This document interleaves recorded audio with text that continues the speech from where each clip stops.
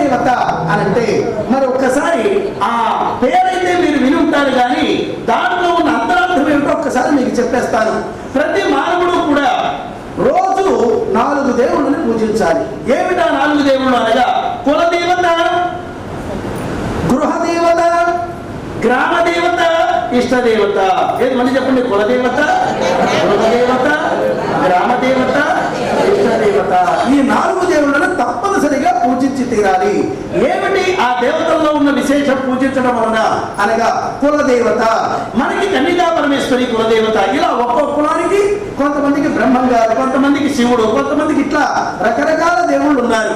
మరి ఆ కులదేవుణ్ణి పూజించడం వలన వంశాభివృద్ధి కలుగుతుంది, వ్యాపారం పెరుగుతుంది, ఉద్యోగం అభివృద్ధి అవుతుంది, ఇంట్లో 10 మంది కుటుంబ సభ్యులు ప్రేమానురాగాలుగా ఉంచగలిగింది ఒక్క కులదేవత.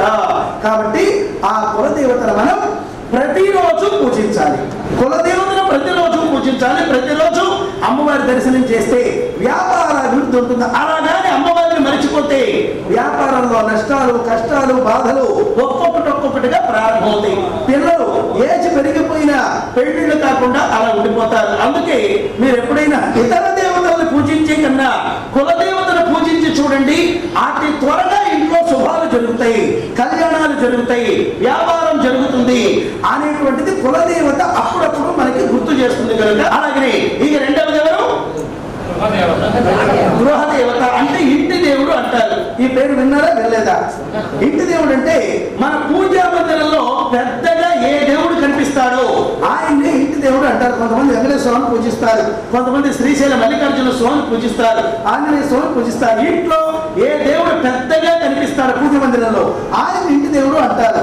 ఆ ఇంటి దేవుడి దగ్గరికి 6 మాసాలకు ఒక్కసారైనా వెళ్ళి రావాలి. ఏమిటా ఇంటి దేవుడు వల్ల విశేషం? మన ఇంట్లో పుట్టినరోజులు, మరి అట్లాగనే బాలసాలలు, మరి అట్లాగనే పుట్టు వెంట్రుకలు, ఇలాంటి కార్యక్రమాలన్నీ కూడా ఇంటి దేవుడి దగ్గరే చేసి తీరాలి. ఇంకా 6 మాసాలకు ఒక్కసారి ఇంటి దేవుడి దగ్గరికి వెళ్ళాలి. రెండోది మూడోది ఏమిటి? గ్రామదేవత. గ్రామదేవతని సంవత్సరానికి ఒక్కసారి జాతర, బోనాలు అనే పేరుతో అలా సంవత్సరానికి ఒక్కసారి గ్రామ దేవతను పూజించాలి. అంకారమ్మ, మారెమ్మ, పోచమ్మ, ఇలాగ గ్రామానికి ఒక గ్రామ దేవత, సింహము, త్రిశూలము ఉంటుంది. సంవత్సరానికి ఒక్కసారి ఆ గ్రామ దేవతల వల్ల మనకు కలిగేది ఏమిటయ్యా? గ్రామాన్ని సుభిక్షంగా చూస్తారు. ఎన్ని కులాలున్నా, ఎన్ని మతాలున్నా, మత కలహాలు లేకుండా, కుల కలహాలు లేకుండా, ఎన్ని మతాల వాళ్ళని అన్యోన్యంగా ఉంచేదే ఒక గ్రామ దేవత. కలరా, మసూచి, అనారోగ్యాలు గ్రామంలో ప్రబలకుండా గ్రామాన్ని కాపాడేది గ్రామదేవత. ఈ రోజున నీవు ఈ ఊరు విడిచి ఒక ఊరు వెళ్ళి పని చూసుకొని మళ్ళీ రాత్రికి ఇంటికి వచ్చావు అంటే ఇక్కడి నుంచి పంపించి క్షేమంగా మళ్ళీ గ్రామంలోకి రప్పించేదే గ్రామదేవత. మీరు కారు, రైలు, బస్సు మీరు ఎక్కినప్పుడు ఆ కారు బయలుదేరిగా ఒక దండ పెట్టుకుంటారు చూసారా? ఆ దండం ఎవరికి చెందుతుంది అంటే గ్రామదేవతకే చెందుతుంది.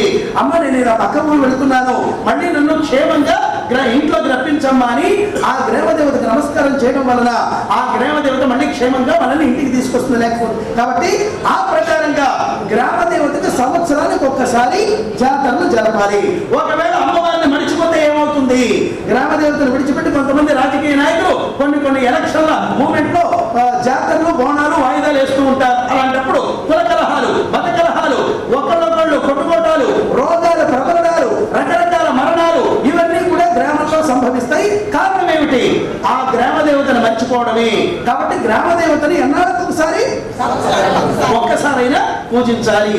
ఇక 4వది ఇష్ట దైవం. అబ్బా బాగా గుర్తుపెట్టుకున్నారు, ఇట్లా ఉండాలి. ఇష్ట దైవం అంటే వెంటనే తీరాల్సిన కోరికలు తీరడానికి ఇష్ట దైవాన్ని మనం పూజించాలి. ఎక్కువగా గురుదేవుళ్ళు ఉంటారు. దత్తాత్రేయ స్వామి, అలాగనే శ్రీపాద వల్లభుడు, అలాగనే బాబా వారు, ఇలాగిన రకరకాలుగా నాకు ఈ పరీక్ష పాస్ అవ్వాలి దేవుడా నాకు వెంటనే అనుగ్రహించు అనగానే అనుగ్రహించే వాళ్ళను ఇష్ట దైవాలుగా పూజిస్తారు. ఈ ప్రకారంగా 4 దైవాలలో ముఖ్యంగా ప్రప్రథమంగా పూజించవలసింది ఎవరిని?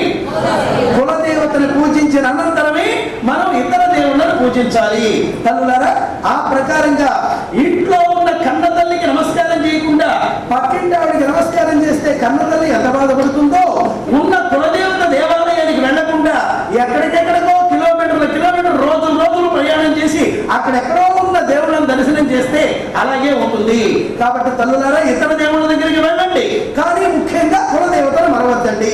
ఈ ప్రకారంగా కన్యకా పరమేశ్వరి అమ్మవారిని మన కులదేవతగా ఈ రోజు నుంచే పూజించడం ప్రారంభించారు.